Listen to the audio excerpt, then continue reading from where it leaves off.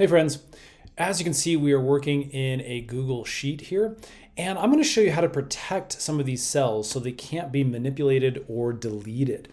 This happens a lot when you're sharing Google Sheets between teams, and a lot of times it's really nice just to make sure that you are the only one who can edit these functions or the cells. So as you can see, I have a really basic spreadsheet going here for an imaginary business team.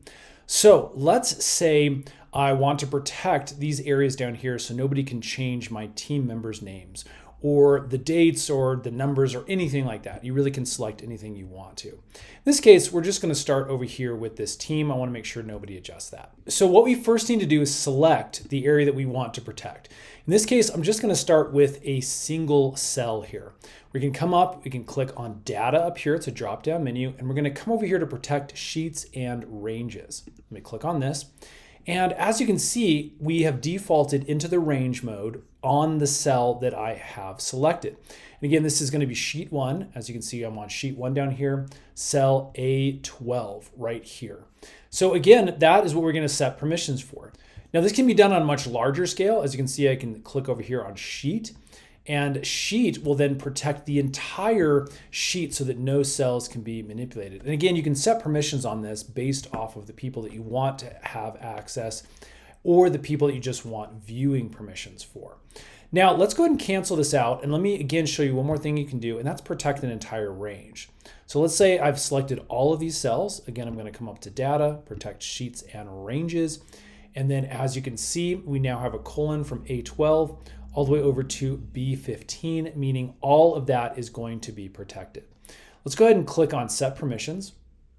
And as you can see, this has a couple of options. First, you can actually just show a warning when editing this range. That means anybody who has permission to use this cell, maybe even just yourself, and you want to remind yourself, don't edit this. You can give yourself a warning when it's editing. Or what you can do is hit the restrict who can edit this range.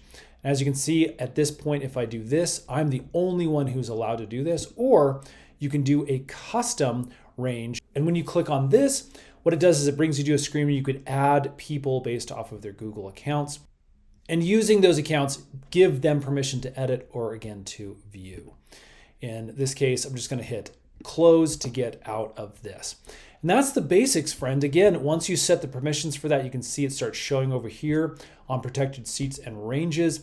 And again, if you're in a spreadsheet and you just want to know what is protected, well, come up here to that data, click protected ranges, and you can see right here what other people potentially on a spreadsheet have enabled. If you hover over this, you can actually see the area it highlights in green there to let you know this area is protected. So again, that's the basics.